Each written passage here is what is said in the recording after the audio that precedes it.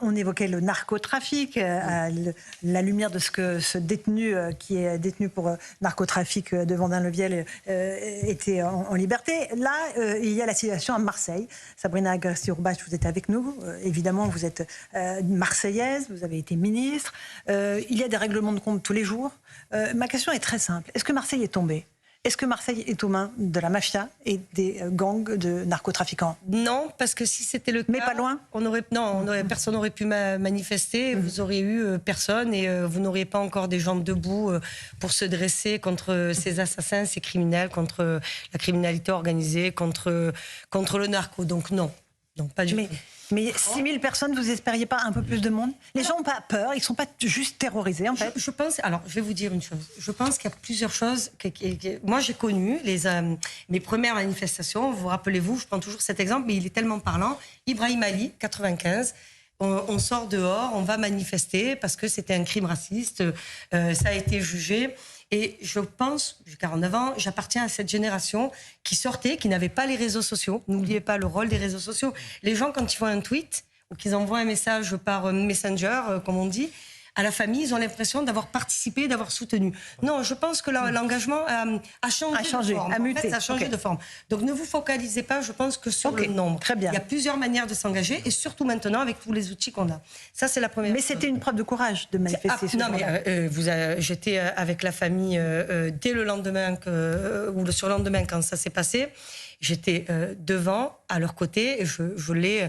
Comment dire, on ne les lâchera jamais. Parce que ce que vit cette famille, il n'y a tellement pas de mots pour le décrire qu'à part être à côté d'eux et dire comment je peux t'aider, qu'est-ce qu'il peut faire que on parle de la famille qui est s'assied. Voilà. Maintenant, on va parler du narco. Je l'avais dit, je pense quand même que nous, en France, on ne veut pas le dire, mais moi je le dis, on a un pétard, pour pas dire autre chose, de sujet avec la consommation de drogue.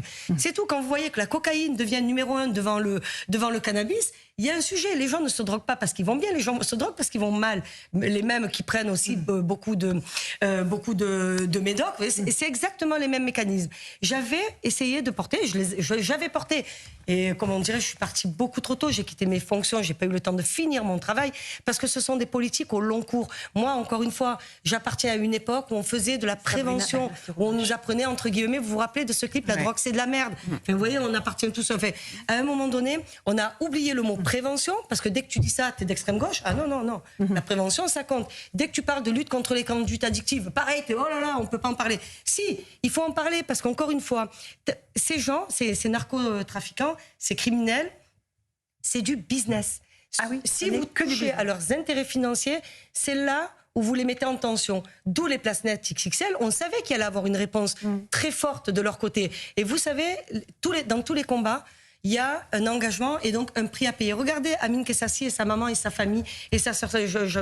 J'en profite ce soir pour les embrasser. Mais la réalité, c'est que eux, nous tous, c'est le seul sujet qui peut faire, selon moi, non seulement consensus, et c'est un sujet d'union nationale, et je parle de la lutte contre le narco. Bien sûr. Gauthier Lebret. On ne peut pas nier qu'il y avait de la peur. Évidemment, sinon la manifestation aurait été, à mon avis, plus importante, qu'il n'y ait pas de grandes personnalités marseillaises. On a dit où sont les rappeurs marseillais, où est Jul, où est Soprano. On ne peut pas nier la peur. À partir du moment, et d'ailleurs, moi, on peut l'entendre, que les gens aient peur. Il y a le frère d'un militant qui est très courageux, qui a perdu son premier frère dans le coffre d'une voiture brûlée, qui s'est fait abattre, qui s'est fait assassiner. Évidemment qu'il y a de la peur. Alors, vous nous dites, Marseille n'est pas tombée. La ville n'est pas aux mains la ville n'est pas aux mains des narcotrafiquants. Fort heureusement, il y a un maire, il y a un préfet, il y a une agglomération. Mais il y a un État fort. Ça, c'est la question. Est-ce qu'il y a un État fort? Moi, l'État à Marseille me semble pas. Parce que vous connaissez pas Marseille. Mais alors j'y suis allé plein de fois. Mais vous n'y avez pas vécu, vous n'y êtes pas né. Non, mais d'accord. Ne me faites pas l'offense de me dire je connais Marseille. Non, mais il y a des dizaines de milliards. Il y a des dizaines. Oui, d'accord. Donc dans ce cas-là, on s'arrête de discuter. Non. Parce que j'ai pas vécu à Marseille. Il y a des dizaines de milliards qui ont été injectés dans cette ville, notamment par le président de la République, qui a fait de cette dizaine de milliards. Le plan Marseille en grand, c'est 5 milliards. Non, mais pas dire n'importe quoi. Il y en a eu plusieurs et il est allé. Les plans Marseille en grand. Non, mais il est allé plusieurs fois dans cette ville. D'accord. Excusez-moi, il y a pas. 17 fois. D'accord, voilà. Non, ouais. Donc, je termine une phrase et il y a rien à changer, rien à bouger. On a eu un record d'homicides l'année dernière dans les règlements de compte. On a des jeunes filles qui meurent dans leur chambre en train d'étudier leurs leçons. Je pense à Sokaina. Et évidemment que les premières victimes, en plus, c'est les classes populaires, parce que c'est dans ces quartiers-là. Et que c'est passé pour le savoir. Oui, mais j'ai pas dit le contraire. Et que donc, ce que je veux dire, c'est que c'est en plus une thématique de gauche, et on n'entend pas la gauche sur ce sujet aussi. De Sabrina. C'est de la gauche. Mais je ne parle pas que. Je ne fais pas que. Et ils ont voté contre la loi narco. Vous avez complètement raison. Alors, la solution, c'est quoi, Sabrina Garcia-Roubache, c'est quoi la solution? Attendez, on va juste laisser la parole une demi-seconde sur les solutions. Non, mais après, comment on peut sauver à Marseille? force de faire tout le temps des raccourcis, de dire n'importe quoi, non, il n'y a pas eu des dizaines de milliards investis à Marseille. C'est pas vrai. Marseille a juste essayé, avec le plan Marseille en grand, de rattraper un retard sur les écoles. Vous connaissez mon école, vous êtes venu à Marseille. Sur l'école, je parle là où j'étais quand j'étais petite. Les écoles, Marseille en grand, c'est 1 milliard. Est-ce que c'était trop de mettre 1 milliard pour rénover 100 personne n'a dit ça. Voilà. Personne n'a dit ça. Vous savez fabriquer, Gauthier Lebret, est-ce que vous savez fabriquer des... Alors, je vous pose la question. Je pose la question à tout le monde. Tu sais me faire des écoles en 1 an? Sors-moi 188 écoles. Mais si tu sais le faire, on te prend tout de suite sur Marseille en grand et faites-le. Écoutez, tout va bien à Marseille. Non. Tout va bien à Marseille. C'est formidable. C'est formidable Marseille. S'il vous plaît. Non mais au bout d'un moment ça va quoi. C'est formidable Marseille. Tout le monde a envie de vivre à Marseille. Vous savez faire du logement social en 1 an? Mais qui dit le contraire? On parle de ça. Il y a des morts en permanence dans cette ville. Enfin, il y a des morts très régulièrement. Parce qu'il y a des gens qui consomment de la drogue, qui viennent acheter dans nos quartiers de la drogue. Ça vous a échappé ça aussi? Ça vous a pas échappé? C'est pas le seul sujet, le consommateur. Ah, c'est quoi alors? Non mais c'est pas le seul sujet. Je ne dis pas que c'est pas un sujet. Alors c'est lequel? Le narcotrafic, les tueurs, c'est pas les consommateurs qui ont tué Mehdi Kessassi. D'accord. Est-ce que vous connaissez l'histoire de Mehdi Kessassi? Est-ce que vous connaissez la famille Kessassi? Est-ce que vous connaissez son histoire? Mais, voilà, enfin, vous la oui, mais si je connais l'histoire de... Enfin, c'est quoi ce sujet? S'il vous plaît, là, on va pas juste faire un duel. J'arrête. Ce que je veux dire, c'est que les politiques publiques, et vous me ferez pas, franchement, ne m'offensez pas sur ça, les politiques publiques, c'est des années, c'est des politiques au long cours. Tant qu'on sera sur le temps court, on échouera. Point. Il faut accepter que ce sont des politiques à 10, 15, 20 ans. Il faut avoir de la vision, donner de la perspective. Et entre-temps, il y a des combats à mener, on les mène. Moi, en tout cas, je suis tout le temps sur le terrain. Vous savez, je suis plus ministre, plus rien.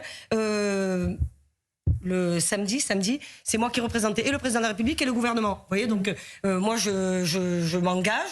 Et tout ce que je fais, je ne viens pas dire sur les plateaux, j'ai fait toute la journée, je suis avec le collectif des familles à essayer d'aider, de reloger. Donc ce que je veux dire, c'est que si on m'explique toute la journée que tout est pourri, tout est foutu, et que Marseille c'est fini, et que la France est foutue, honnêtement, on n'y arrivera pas. Quitter le plateau et partir. Non, moi j'ai de l'espoir, moi je pense qu'il faut continuer à se battre, et au contraire, essayer de trouver... un sujet, c'est celui-là. La lutte contre le narco, vraiment, c'est le sujet sur lequel on devrait... essayer de tout entendre. Et Rachel. Et on avance. Et on écoutera la maman des gaz. Moi, ce que je regrette vraiment, c'est que malheureusement, il n'y a pas de consensus politique sur le narcotrafic. Pour l'instant, vous avez raison.